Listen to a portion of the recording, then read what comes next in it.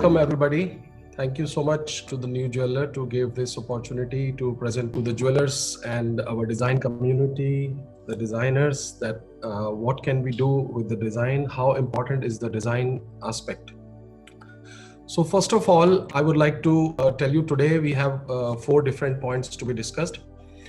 One is the importance of design in a jewelry ornament. Can jewelry design really make the sale happen, or is it other factors? The other point is what is the latest, what is the new technology, where do we go from here? The handmade jewelry is going out of market. The artisans who are working by hand, they are not so popular now. They are not getting so much of business. Things are getting customized. The quality standards are going high. The competition is increasing. So what should be the route for future? And the third point is, are we actually looking for international, means the institutes, the jewelry design institutes, are they so important? What is actually important about the training? Do we require formal training? What is the importance of institutes, and shall we, the new generation, shall they go towards the institute and actually learn properly, or they go to the traditional methods of their friends and family, their companies, and try to learn from their hands-on training? So these are some points. Let's start with the first point. What is the importance of design in a jewelry ornament? So first of all, I would like to say, if we go years back from here, like say 20 years, 30 years, 40 years back, what was the purpose of buying jewelry? It was an investment, that at the time of need, we can use the gold and sell it out. But slowly the trend changed, and jewelry became fashion. It's more to be beautiful, to look beautiful, and part of fashion. So the cost factor, the value of gold factor slowly came down from, say, earlier it was 90%, it came down to 70%. So 70% is the value of gold in buying jewelry. Now what happened was, next, slowly the trend came and social media came in, and now it has become a 50-50. I would say 50% is the design factor. We buy jewelry because of the design, and 50% is the value factor. How much gold, how much diamonds. And I can tell you from my experience, for the new generation, with the interaction with the millennials, they will not bother about gold content. People are ready to buy artificial jewelry just for the sake of design. So if we find jewelry manufacturers, find jewelry traders, retailers, precious stone dealers, we don't include the design factor in our jewelry, we are going to have a tough time, because the millennials will only buy for the sake of design. They're not bothered about the cost. They're not bothered about the value for money. They're not bothered about, do we sell it back? What will we get?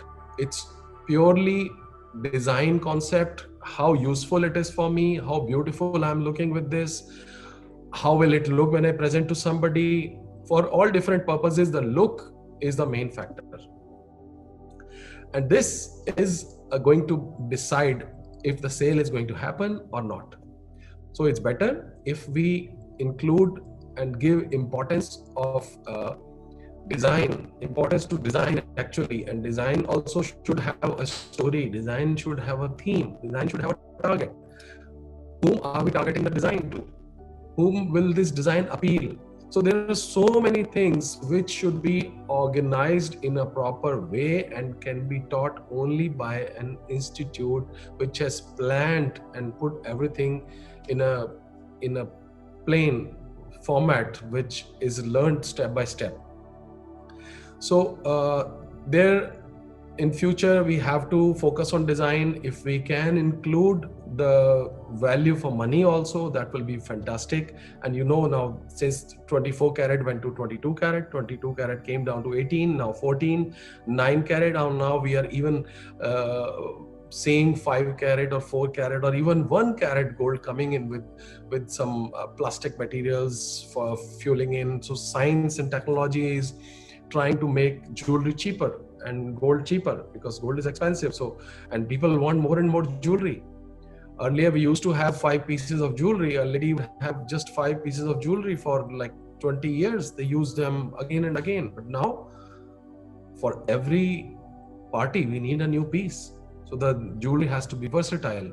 Jewelry has to be different looks. If jewelry has to have different colors, different matching. Those things are very important. So I would say design factor is going to be the decision making factor for future, and we have to keep it at topmost priority while manufacturing the jewelry. Next, I would say let's go to the second point, which is, can we ask a premium price for a design? That's very, very important point, and this needs to be I would say we have to include the design element and our presentation in such a way that the customer should understand we have to pay a premium price for a design. Now this factor actually starts from the final retail point. Wholesaler cannot do anything about it until retailer is selling it at a higher price. Retailer has to convince the customer that this has a design element, and creating this design takes a lot of effort, a lot of labor, a lot of extra efforts to create the design. That's why it is expensive. Now today, if we are selling Italian jewelry, how can we sell it? What do we tell our customers? We tell them this is from Italy. This is very lightweight. It takes more efforts. It is expensive. If you don't like it, you buy a normal one. And normal is half the cost of labor of what we are selling Italian. So how can we actually sell it? We sell it by promoting it. So this is the way at the retail counter, we have to have different segments. Unless we bifurcate our display for design prominent pieces and non-design prominent pieces, customer will not pay. So we have to display it in a way, these are special designs and these are this price labor, these are normal designs and these are this price cheaper labor. Customer will automatically decide. You will see the magic happening that the customer is ready to pay a higher price. They will not ask you why is it higher, because they can easily see the difference between the two. So this is the way we can demand a higher price, and yes, we should. If we do not demand a higher price, the customer will not pay, and in turn we will not pay to our wholesaler. Wholesaler will not pay to the manufacturer, and manufacturer will not pay to the artisans who are working hard. Because still today, after all the technology is in the market, the handmade has certain limitations and CAD also has certain limitations. Anything that can be done by CAD you cannot say that anything can be done by CAD, and you cannot say everything can be done by hand. For example, let's say plain gold jewelry where we do stamping. So stamping, what is the thickness of a gold gauge in stamping?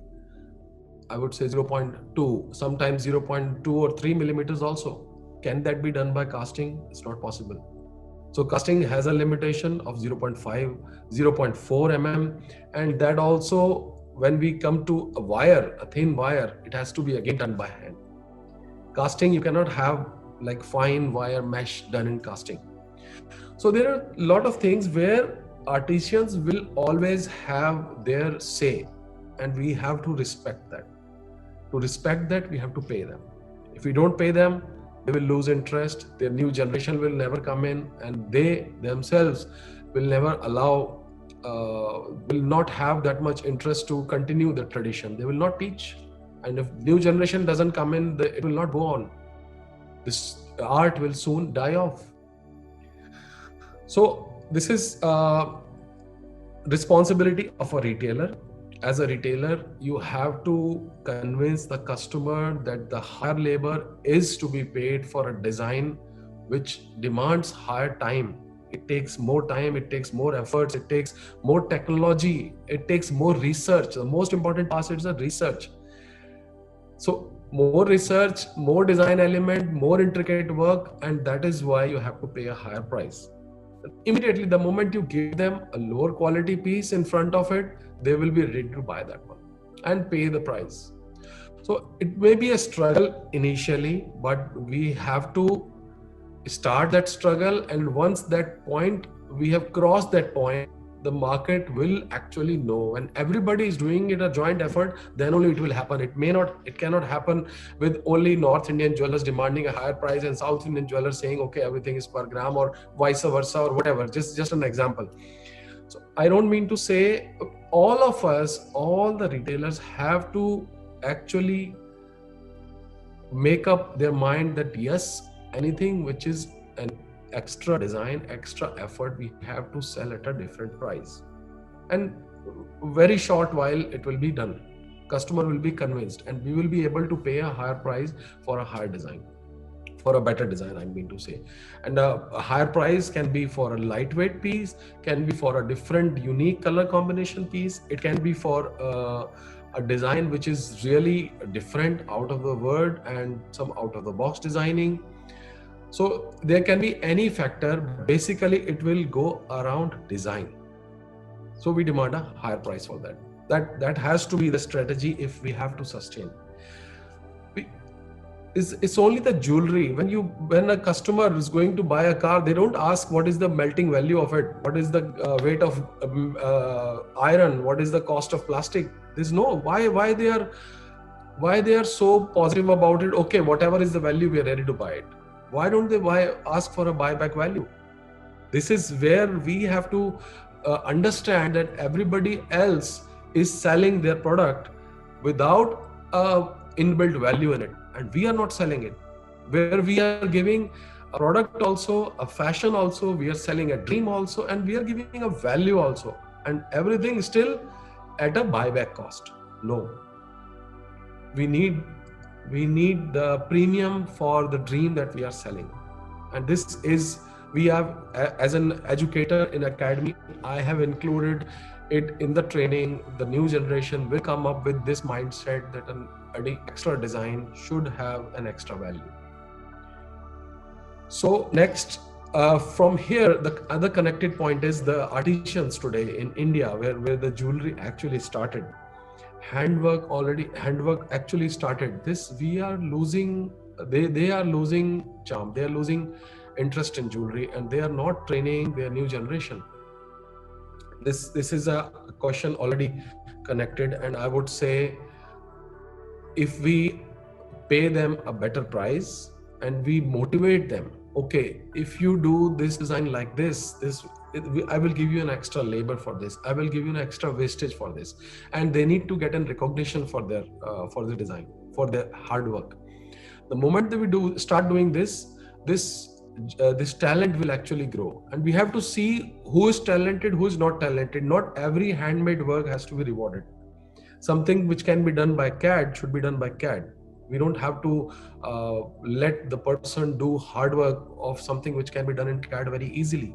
So motivate them to go in the right direction so that they don't face competition. If there is a simple design and a person is making it by hand and the other jeweler is making it by cast, there is a difference of twice the cost, the labor cost. So he will never survive. So we should only initiate the handmade work for exclusive designs which cannot be done by casting, so that their hard work is justified and they're paid for it.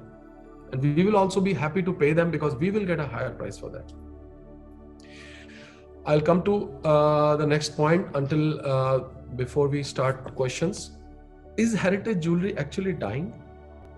Do we think heritage jewelry is dying in India? No, I would say no.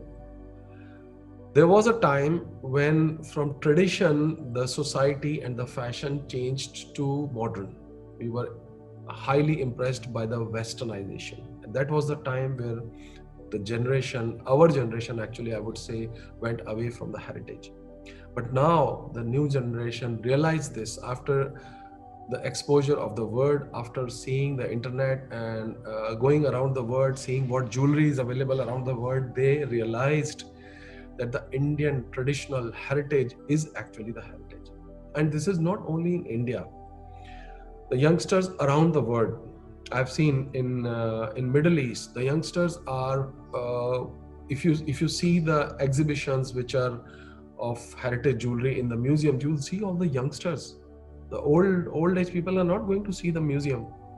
The youngsters are going there to see the heritage jewelry, and they're loving it because they've not seen that intricate work in their 20 years of their life. I'm talking about millennials, and they are the future buyers. So they are attracted towards heritage jewelry, and we have to create contemporary styles using our heritage, using the art, the styles, the techniques, and merging it with the latest fashions, trends. We have to make it lightweight.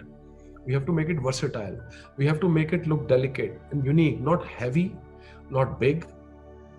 Yes, heavy and big is also part of it, but at a party wear. So I would say 20% jewelry can be heavy and big, but 80% has to be, 50% has to be lightweight and medium, and then rest 20% can be very delicate, office wear, casual. But after all the design concepts, I would say heritage is the key. If we can include heritage elements in the jewelry, it will be a hit always, because this is evergreen. This will never die. It will always carry the sentiments. It will always carry the emotions, and it will continue to allure the generations if we use heritage jewelry. So next point, I would say, let's go to, as we discussed already, diminishing artisans is adversely affecting handmade jewelry market. Yes, it is, because this is a transit period. Today we are going through a transit period, and at every transit point there is some destruction, some construction. So constructional part is happening, but destruction is also happening. It's up to us that we have to support the artisans who have art. See, let's go a little deeper into artisans. As a jeweler, what I've seen in my career of 35 years in manufacturing, there are two types of artisans that we have. One will be who are actually artistic, who are really creative. If you have a small outsourced factory of like 4 or 5 workers, 2 of them will be like really hard worker who can create out of their imagination. You will see they will, if you just give them a picture, they will really bring out those fine points which you would have not even noticed. That, oh, this ring may have this edge, this angle, this direction. They notice it deeply, and they have that capability of bringing out the piece into reality from the picture. So we have to identify those artisans, promote them, help them financially, educationally, give them first of all, give them fine equipment, and if required, give them right training from an expert, protect them, give them the right place of work, right atmosphere, and proper enumeration so that they can survive. The other part will be those who are just trying to make up things and put it together and give it to you.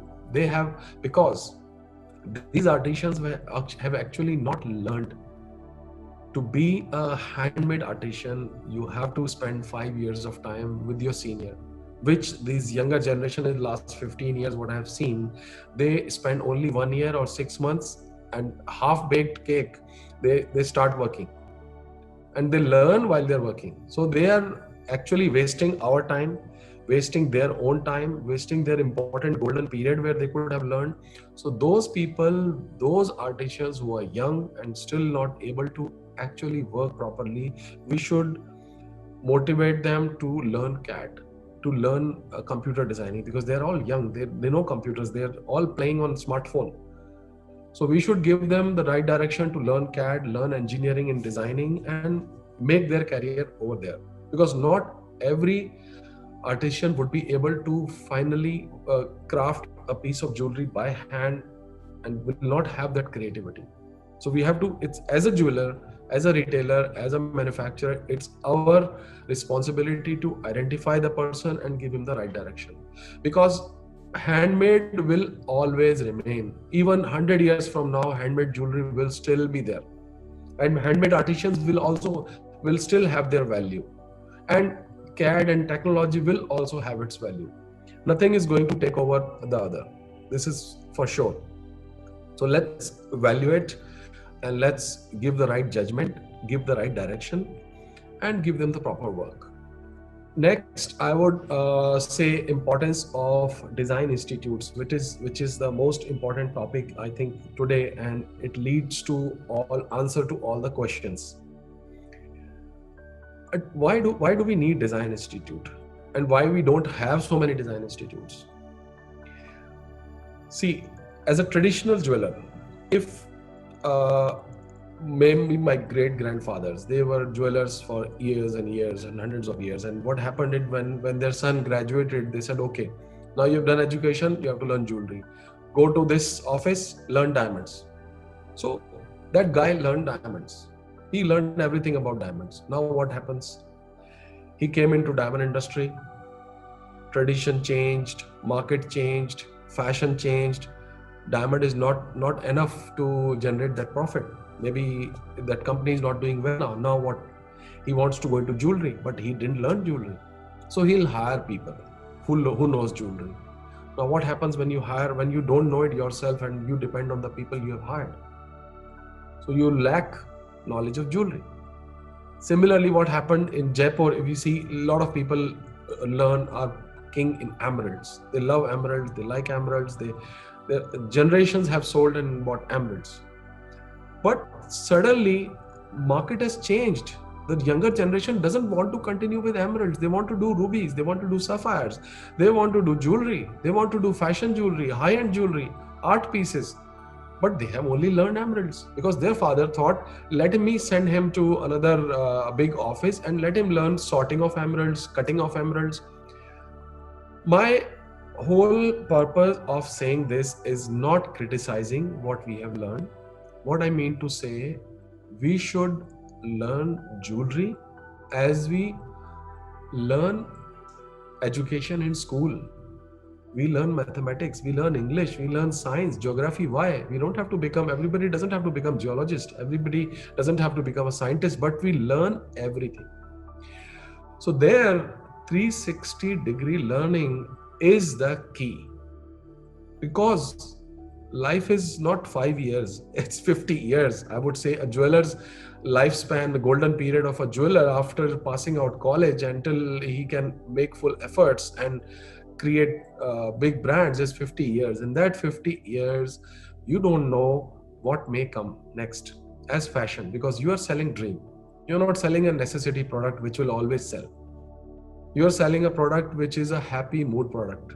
When a customer is sad, things are going wrong, people not come to the jewelry shop. Then you have to find some innovative way. Maybe you start creating accessories. You go online. You don't keep sitting on your showroom and waiting for the customer.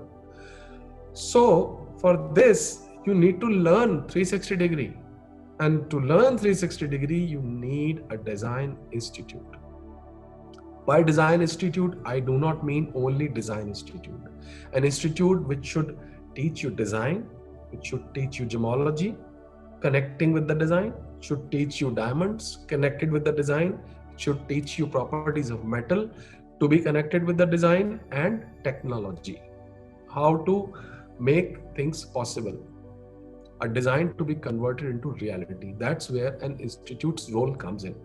And that's what I had dreamed all my life, and I started in India, then I started in Dubai. So Dubai Design Academy, I would say at this point of time, I have created a platform where I can say you will learn A to Z to enter into jewelry. If a person has to start a jewelry business from a fresher, if a person has to enter into jewelry industry as an employee, or you have to follow up business of your father, you must learn A to Z.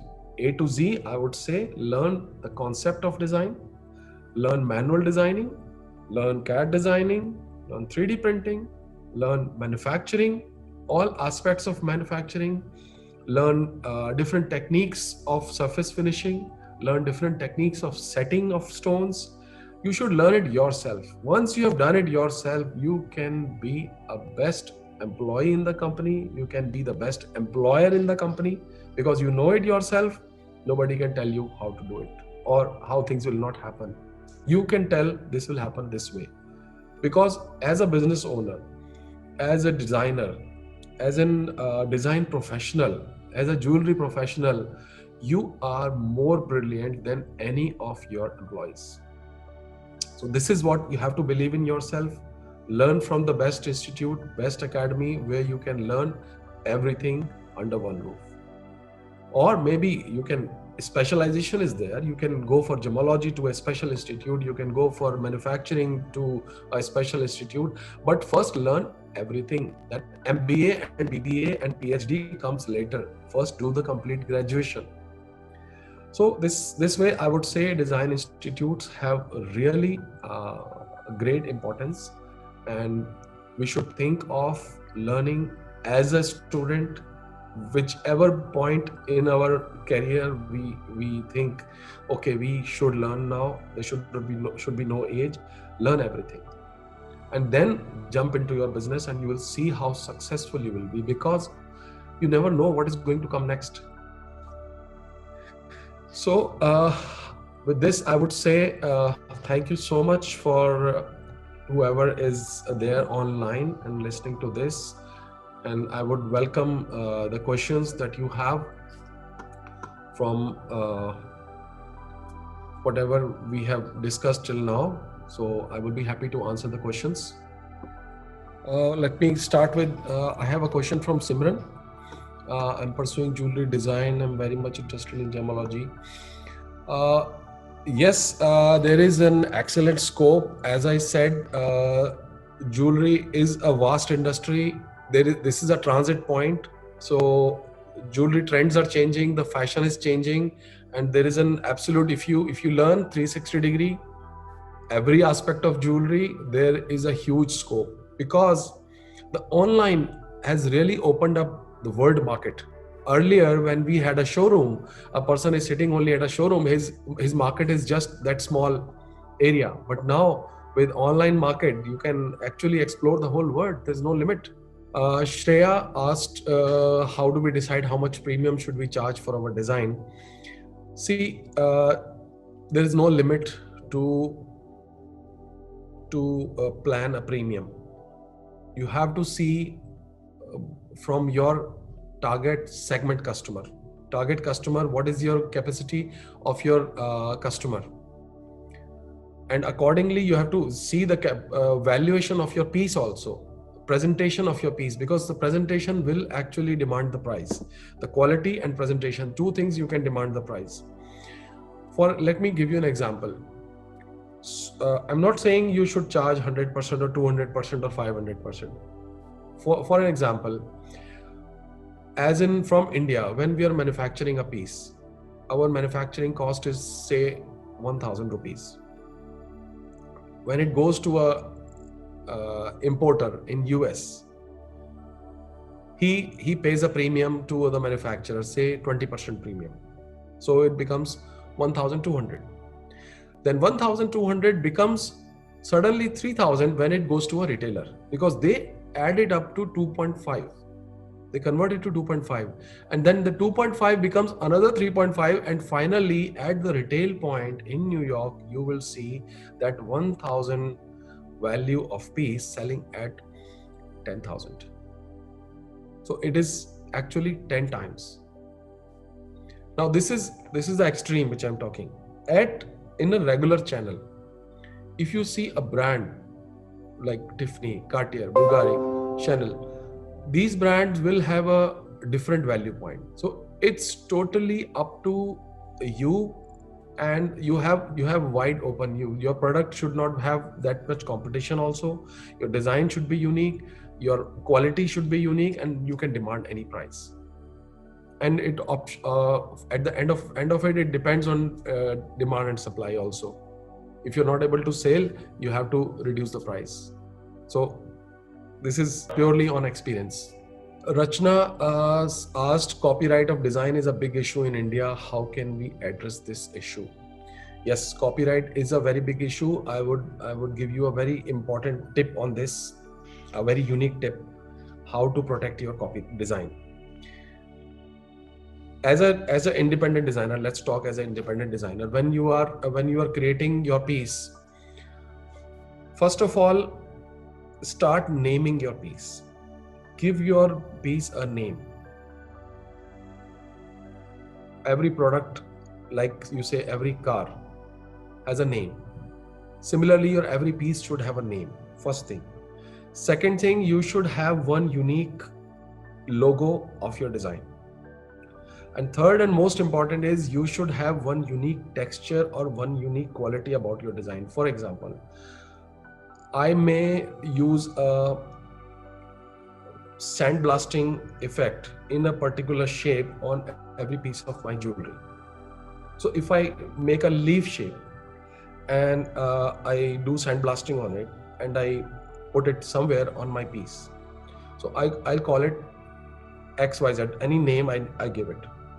Now what you have to do is put that leaf with that texture on all your pieces, or maybe a square, whatever shape you like. Find your favorite shape and a favorite texture, put it as your symbol on every piece, and promote that particular symbol on social media as much as you can, so that anybody who copies your piece will actually say, oh, this is that piece, because they will remember the name.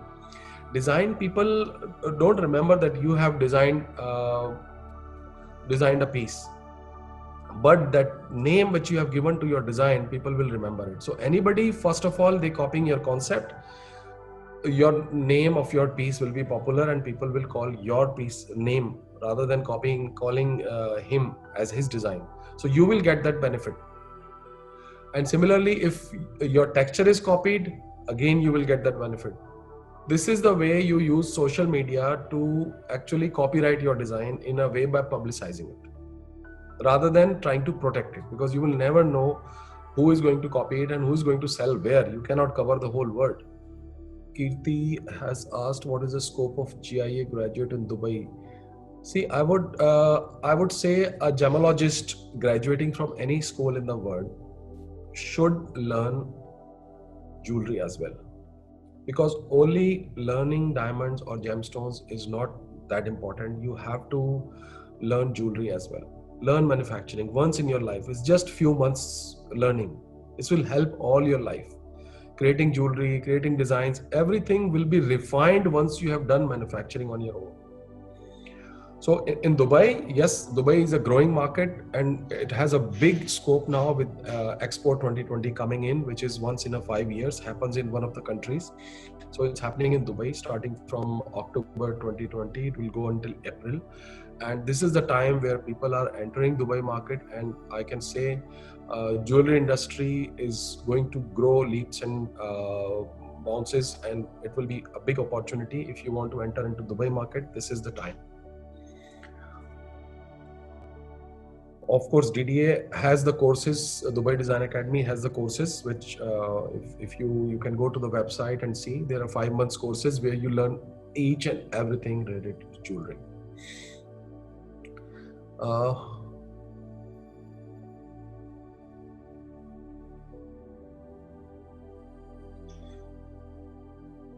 Palash, I've already answered this.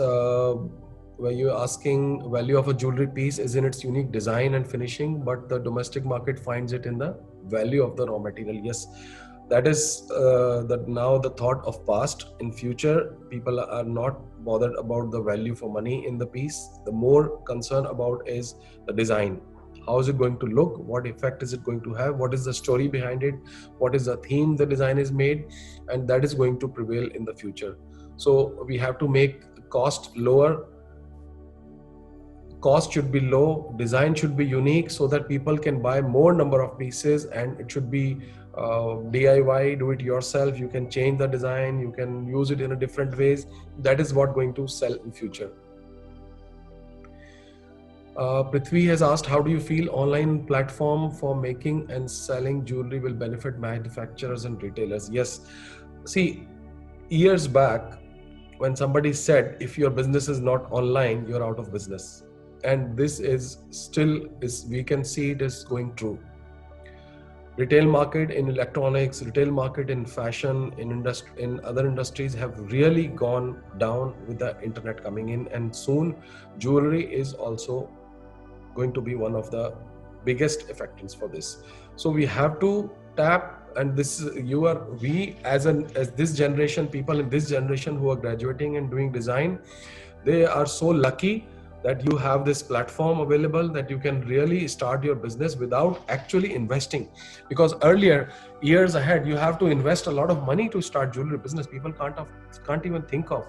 Now you have virtual designing. Create your designs on CAD, post them on internet, sell them before you even make it. Once it is sold, you get your money, you get it manufactured. That is what CAD is all about. CAD is all about. So there is a big market, and just learn digital marketing, learn complete jewelry designing and manufacturing, and that's it. You don't need any more, and you don't need more staff. One man is enough. The course which I have prepared here, I would say, just for your information, that one man is enough for everything. You will learn social media, you will learn photography, you will learn digital designing, you will learn graphics designing, gemology, diamonds, about stones, about manual designing, CAD designing. When you learn each and everything, and you will only learn is when you are enthusiastic about jewelry, and everything is related to jewelry. So once you do it all, nobody can beat you. You cannot fail, because you have 10 skills. Out of 10, I would say 3 will prevail. 3 will take you through. You will never have recession all your career.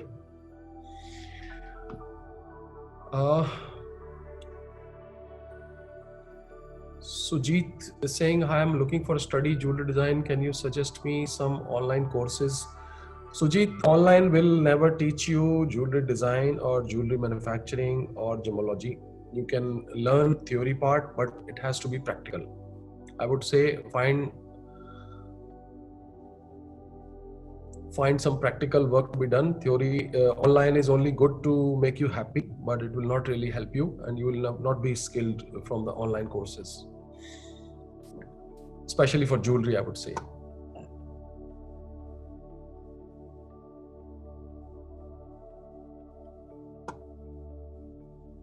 Yeah, Kirti says most of the designs are copied these days.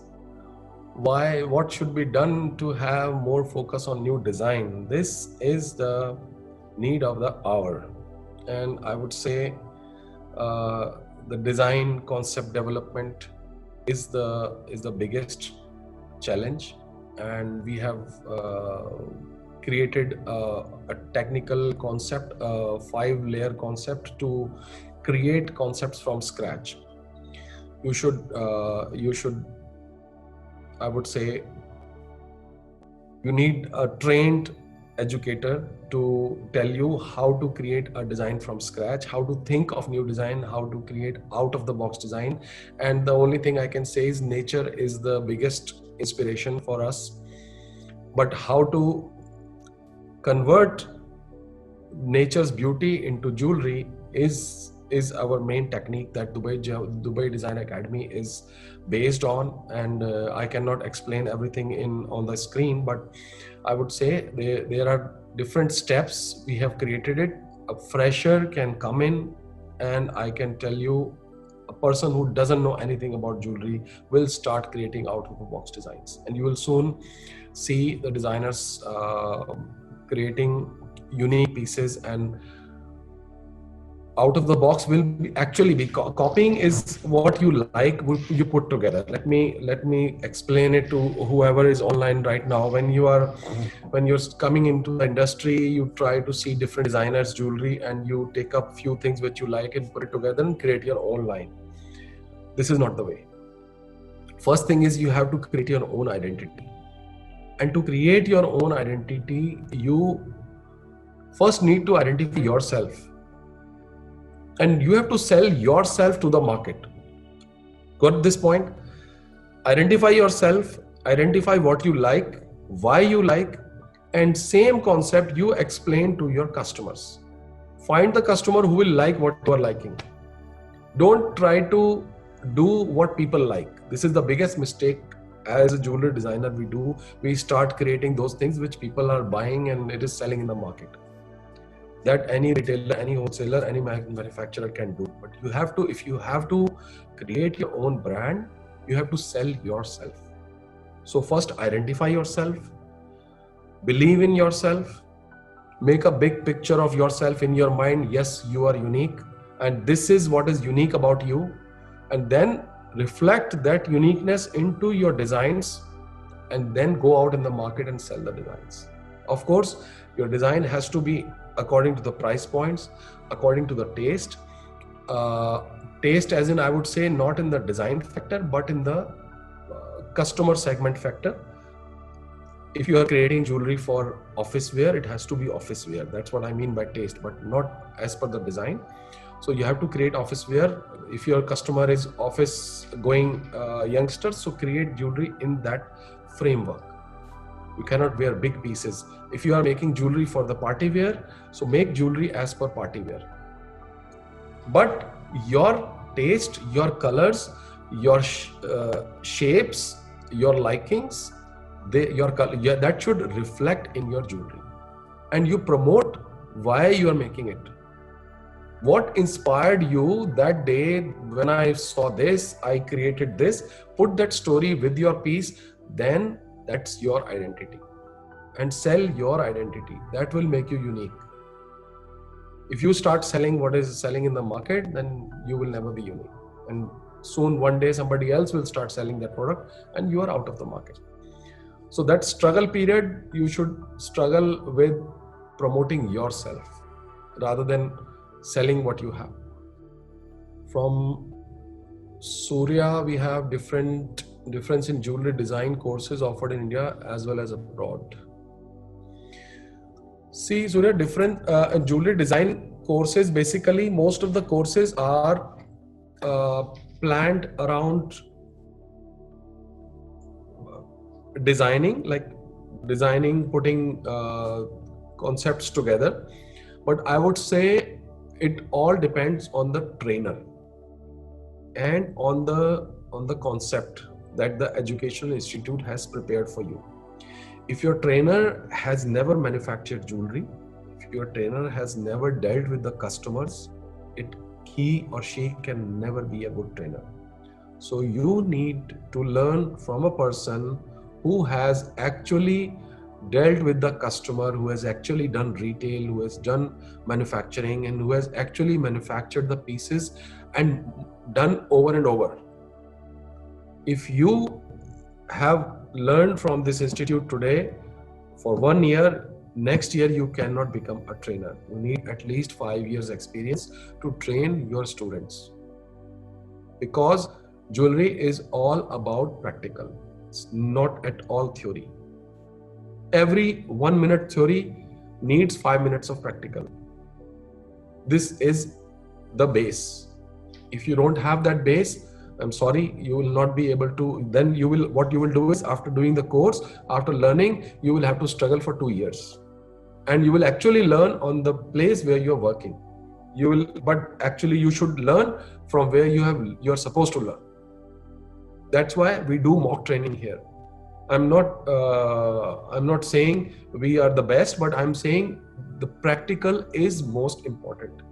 That's what I have learned from my career in jewelry manufacturing and exports, that we need to do mock training. I invite all friends and family to become customers, and my students sit there as a jeweler and we bargain. We tell them, try to steal a jewelry piece, let them protect their pieces, bargain them, tell them this is not good, let them say this is good, why this is good. So they have to prove. This mock training is very important. Unless you have this training, you will not be a successful salesman tomorrow. You will not be a successful designer. So to be in the real world, you have to pass through that challenge. And this is the time of learning, because you don't have 20 years to learn. You have only 1 year to learn. That's what I say. In 1 year, if you have learned completely, then you start practicing. Shiri says, how long will the comfort level take for restarting and accepting the supply from China? I would not attempt this. It's an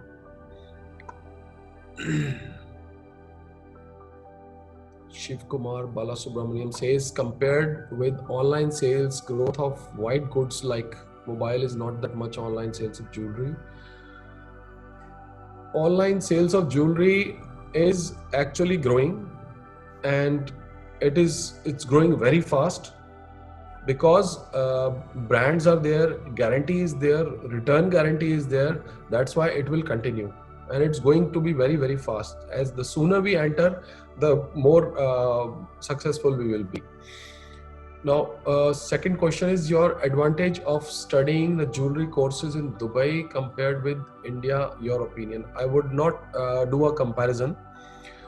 In India also we have great institutes. In Dubai, this is the first one in Dubai that I have put my efforts in. I have tried to create one academy where you can learn each and everything related to jewelry. And why Dubai? Because Dubai has an international market. All our students here in Dubai, if you suppose you decide to come to Dubai, maybe let's say it this way, you are asking why I should come to Dubai, why I should not learn in India. You should learn in India, but then you should also learn in Dubai, because once you learn in Dubai, you will have a taste of international customer. I will send you, once you finish the course, I will send you for an internship in the gold souk, where you will see African, American, European, German, Russian, every type of customer you will deal. That's what the exposure you need. You're not going to sit in India all your life. If you're going online, you have to deal with all clients around the world, because I want you to grow as an international seller. So don't be restricted to Indian market. Explore your learning all over the world. I'm not saying only go to Dubai. You go to Germany, you go to Italy, learn some unique courses from Italy, learn some unique courses from Singapore. Every part of the world has some uniqueness. Find it out, learn it from there. That will actually give you the best exposure. And Dubai, since Dubai is a center for the world, so all nationalities of people come here, and you learn from different nationalities of teachers. You learn from different, all types of jewelers are also here from different nationalities. Different types of jewelry is here. So the kind of exposure in Dubai is like you are going to a trade fair, and you see, like in India we have a trade fair, but all cities of India have their product over there. So you get a taste of traveling all over India only at one place. Similarly, when you come to Dubai, you will get a taste of whole world. Every part, every market of the world, you will get the flavors here. The customers also, the buyers also, the sellers also. Then we have from Shiri, trademark and copyright are quite expensive for global coverage. Shiri, I already said, use social media as your copyright protection. Don't try to copyright your piece with the legal way. It will never help you. Nobody can ever save their design. The biggest companies of the world are not able to save their designs because they never know who is making and selling it.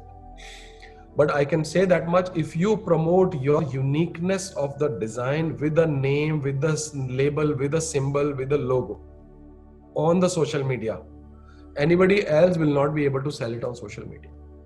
The moment they start selling it, your name, people will recall your name. Oh, this looks like that. So you will get that promotion. That's the best way. Otherwise, spending money on copywriting legally will never help. Shreya, I would not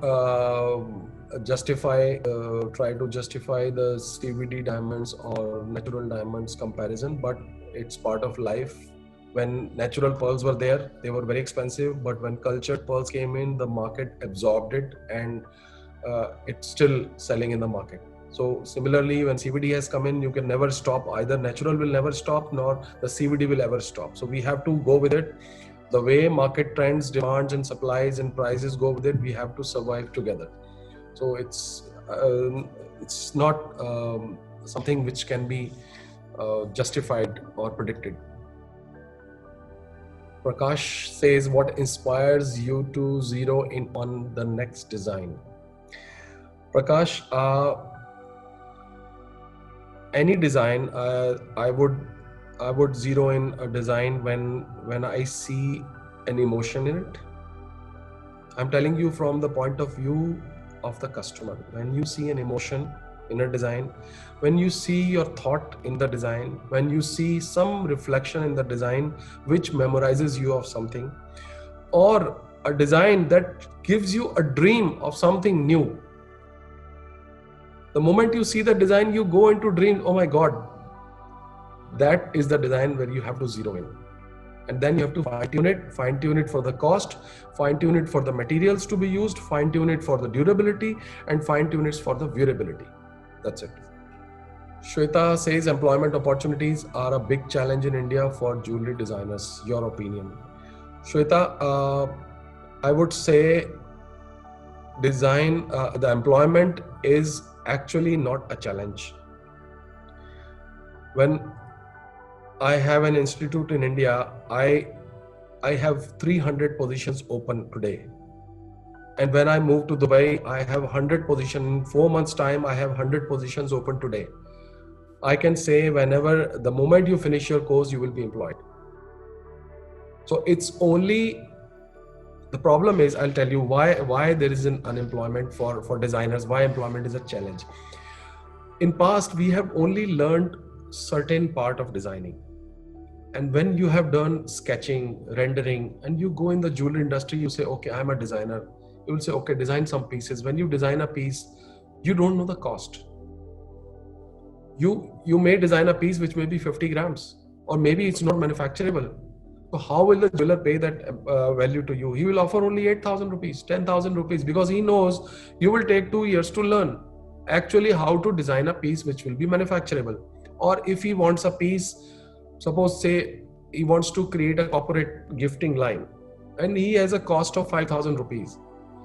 If he tells, I would say, like the reason for unemployment we are discussing, if we say to a designer, okay, design a ring within 5,000 rupees, he or she will ask you 100 questions.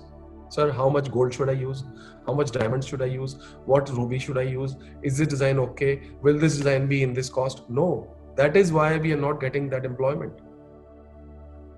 When I develop a person, as a student, if somebody comes to me, I first understand what is the level of their understanding, what is their target, what is their capability, and then I give them a proper route, proper training, and then suggest a right course so that tomorrow when they go out in the market, they should not ask a single question to the jeweler. If the jeweler has told you, okay, I want a piece of $100 for a young woman, then you should be able to give 20 designs right away. Because why? Because I have taught you gold value, I have taught you properties of metals, I have taught you 4 international cultures you have learned. Then you have learned gemology, you have learned diamonds, you have learned about metals, the hardness of the stones. So you know what is available, what is not available, what is the cost, and you have learned international manufacturing standards. So you know technically where the link will be, how the piece will be manufactured. You are not just a drawing artist. So this was the challenge, and now I think with the new technology coming in, we will not have this challenge anymore, because we will be able, as a designer, I'm saying we will be able to deliver better quality, fast production and new designs to the industry, and then we will be an asset. If you to talk of a dream, I would say last week I had an international seminar where a lot of people from different industries were here, and I said there will be one day where I will be auctioning my designers, my students. I will auction in an event. Okay, this designer is capable of this. Who is want to give the highest salary? And this is not a dream. I'm going to make it soon. Because you don't know your capability. If you are groomed in a right way, I can bet 10 people will be ready to employ you. Like you said, Shreya is again asking, like you said, nature is the biggest inspiration and has been done a lot by everyone. How do you suggest we create the jewelry based on nature? See, this I cannot explain right away, but anyway, I'll try to explain you one example. Suppose you are designing a piece of jewelry with a flower. So what I would say is, you must have seen flowers in hundreds of jewelry, but what will be unique today? Let's start fresh. Okay, you want to start up jewelry with flower. How I will teach you is, choose your favorite flower, put your points why you have chosen it, for the color, for the shape, for the beauty, for the smell. Put your story together. Now think of that flower with other elements. What is around the flower? There are leaves. If you are thinking of a pink rose, there are green leaves around it. There are, you can see a fly sitting on it, maybe a honey bee sitting on it. So that now what happens is, honey bee is there, maybe a bird is sitting backside of the flower, not on the flower, but on the other tree. You can see a bird which is sitting next to the flower. So imagine you are in a garden and you see that flower. What you see around the flower, put all those things together on paper. Put that honey bee on paper sitting on a flower. Try to find on Google the pictures with the honey bee on flower. Try to find when that flower is broken, what happens? That flower is on the floor, on the grass. The petals are scattered. So put that picture, download that picture from Google. Similarly, all these things from morning till evening, what happens with that flower, find those pictures, put them all together, make your story, and then find out the components. Imagine when you have a flower sitting in a pendant and a petal on the earring and a honeybee on the other earring. It's a mismatch. So will not be a new design. This is how you think of a story, and you use nature, but you create a story around it. This is how you learn. And there is more technique to it, how to convert it into real jewelry pieces, how to sketch, how to reduce the picture size, object size. This is all part of advanced training. Then we have Yogna Desai. What do you feel is the future of education of jewelry designing? No, online will replace, yes, but only, I would say 10% of training can be done online. Even I will do online, but that will be only preparation part, theory part. So you come prepared from your home. Theory part don't want to teach, because see, when you're teaching in classroom one-to-one, you can actually see the expressions and you can make each other understand. That one-to-one communication is most important. If you do it at home online, you can only learn theory part. I'm not in favor of doing full course of gemology or designing online, because you will always lack that interaction which will really give you the right direction. Because you are creating emotions, you are creating dreams. This is not just a design. Put your dreams in it, put your thoughts in it. You have to, when you're creating a piece, keep it in your mind day and night before you finalize that piece. Think about it. And the moment you get the right emotion, put it on paper and put it into the piece. That's how your design will be successful.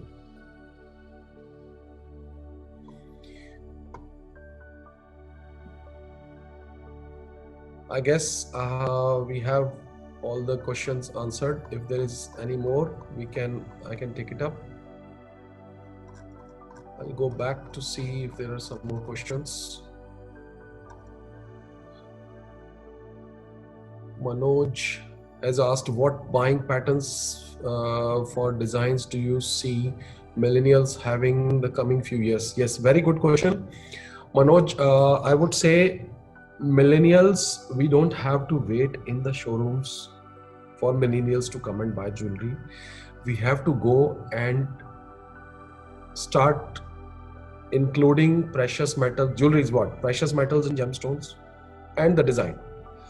So the design factor, precious metals and gemstones, this we have to go and put where the buyer is going. Make accessories, make office wear, make day-to-day use things in gold, because gold is the most precious most durable metal. It's non-reactive to any chemical in the world. So use gold and stop making jewelry, thinking jewelry, start thinking of accessories, start thinking of keys, pen drives, pens, all these accessories in day-to-day life, what millennials are using. People are using gold in water. You see the gold water selling for so expensive. Why are we still sitting on jewelry, waiting for the millennials? They will never come. And soon time will come, nobody will ever wear a jewelry if we are not selling in the right way. So to make them wear jewelry, we have to find the right way. Recently, we did a Valentine activity, and I advertised in Dubai that anybody who wants to create their personalized Valentine gift, Dubai Design Academy is giving you free opportunity to come and design. Our instructors, our softwares will help you design your piece by your own self. In half an hour, they created 2-3 designs, each and everybody. There were 50 people who came in, who designed their pieces, and we tied up with one of the manufacturers. He manufactured in 3 days. So they got it before Valentine, and I'm happy to tell you that all the millennials were there. I invited them all because you have to find out what attracts the millennials. And not just attracting, what will be good for them. You have to find something which will be useful for millennials. And they are intelligent buyers. You cannot fool them. They're very intelligent, very exposed, very aware of everything in the world. So you have to be very creative, and you have to find the right product at the right cost. They will be there. They are the biggest buyers. You can have more business than what used to happen before.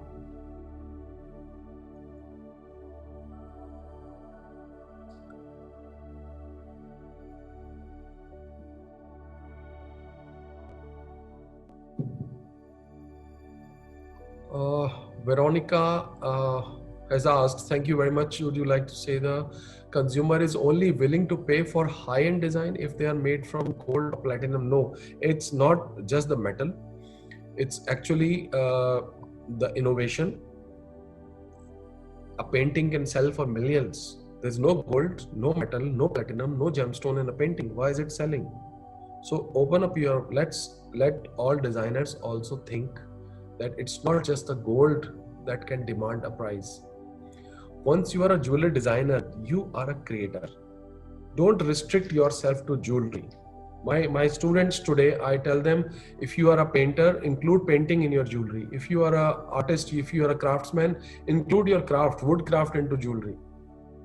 Create jewelry around it. Let the metal part, let the stone part be a little bit, let it be other part. You are a creator, and you are the creator of finest pieces. So why not utilize it for something creative? Don't restrict yourself to jewelry. You can do anything. So I would not say platinum or gold will only demand high price. Anything can demand high price. The idea has to be unique, and the presentation has to be unique. And if the emotions are there, you can sell it. I'm trying to see if we have any more questions before which I missed.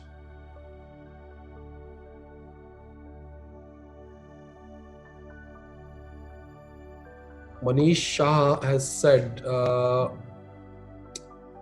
I'm creative, I'm manufacturing jewelry, but wanting to design, how to do? Manish, to design, you have to learn from a systematic way. I am using technology for learning and creating unique designs, and I would suggest you can email me. Any one of you can email me on tarun.jain@dubaidesignacademy.com, and I will be happy to answer all your questions because it needs more detail. So I can answer that definitely. I would like to help if I can.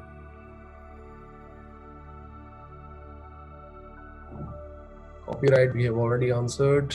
Do you feel design can be sold online on a bigger scale, or do you feel the convention brick and mortar stores are needed to sell small and big ticket pieces? Okay, Prithvi has asked, where do you see the handmade jewelry market moving towards in the future? Would they still sell at a premium? Yes. When organic food can sell, hand-picked fruits, handmade cloth, everything is handmade is now happening. Why not? Jewelry will always be selling. Jewelry will always sell. The handmade jewelry will always be at the premium. It's only up to you how you present it and how you sell it. So presentation will really make the difference, I would say. And I will give you an example of what I have seen with my father when he used to show a very unique stone. Suppose if there is a person who asked him one day, do you have a Burmese ruby? So he had it in his drawer. I know he has it. He says, no, I don't have it today. It is in the locker. I will get it tomorrow. Tomorrow afternoon you can come. I'll show it to you. So what he has done is he has created a hype. And the person says, oh, you have it? Okay, fine. I'll come tomorrow. So he'll especially now all day, all night, he'll think of that Burmese ruby that he's going to see tomorrow. And over the time, his mind has created an image of ruby. Oh, wow, it's something unique. It's special. He's going to show me tomorrow. Imagine if he has shown it right away there and then, okay, this is Burmese ruby. What value will it have? No. So tomorrow comes, afternoon, 3 o'clock, he comes. He says, Mr. Jain, do you have that ruby? He says, yes, I got it for you. Please be seated. So he's seated. He goes in, opens the drawer, takes out the box, brings it on the table, not just showing it straight away. Then he takes out a cloth, a piece of cloth, puts it on the table, a lens, a cleaner, and then he takes out the packet, opens the packet, looks at the ruby himself first, admiring it as if, wow, what a beautiful thing he's seen after so many days. So he looks at it, admires it, takes it out, puts it on the cloth, cleans it nicely, and then shows it on the cloth as if it's a small baby and it's very delicate. This is all to create that hype. This is something unique you are seeing, and the presentation will always matter. I would say use gloves when you are showing your jewelry. Don't show it like that on the glass, on the table. Use a tray, use gloves. Clean it first. Let him wait for 2 minutes. Keep cleaning it. Put extra time in cleaning. Let him get restless. Then you show the piece. This will make the sales happen. This will give you a premium price. This will give your pieces a value. So we are the one who will make our pieces premium. We are the one who can make it fall down, and we are the one who customer can easily challenge and say no, that's not what is the best you can do. The moment they say, the moment they deny your price, you have to show your attitude. So that attitude, that beauty, that uniqueness, that presentation is there in the jewelry. It has to be there in the jewelry. Without this, there is no jewelry. So those core values are very important. Nilesh has asked, why do people buy top brands? Here I would like to say this is a very important question, that he has named a brand. He has said why people buy this top brand. So either it is Bulgari or Cartier or Chanel or any top company. Let's see the customer's point of view. Today, if you have 100 million, what you want to show to people, right? That I have 100 million. How will you show? You can't show your money. You can only show by the product that costs a lot. Either you buy a car, but car will be in the parking. Nobody will see you ever driving that car unless you post your picture on the Google, on social media.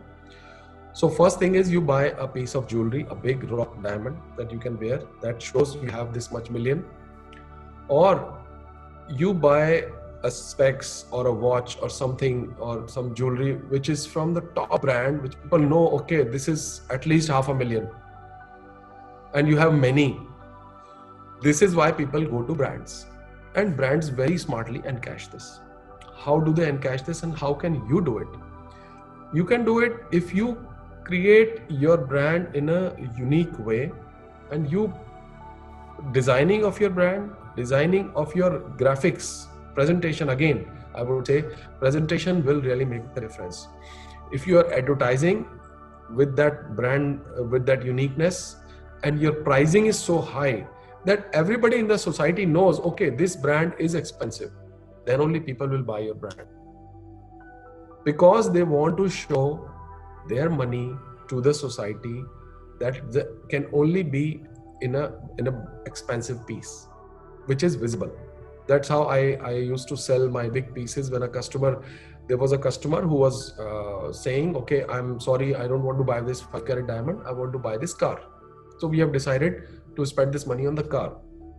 I told them, fine, okay, that's fine, it's your decision, but just think twice.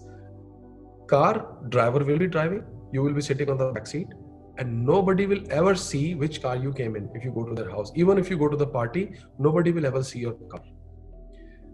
Only your chauffeur will see, only your chauffeur will drive. But if you wear this diamond, 24 hours this will be with you.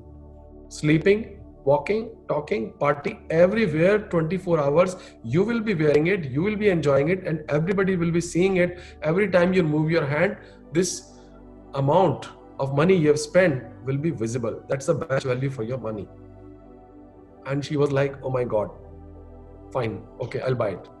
And she could not even laugh. She was like in such a way that it's like a top batsman clean bowled on zero. That was the expression. This is what you have to use to convince your customer. Jewelry will be with you, with your family, your kids, your future generations forever. The other products will not be. In 6 months your phone is out, 3 months only. So I guess I have answered all the questions. If there is anything else, you are most welcome to send me on email. I will be happy to answer. Thank you very much to the new jeweler, the most taking such a big initiative to start this webinar and touch every part of India. And I hope in future we will be having such more webinars and get more interaction internationally. And wish you good luck. Thank you.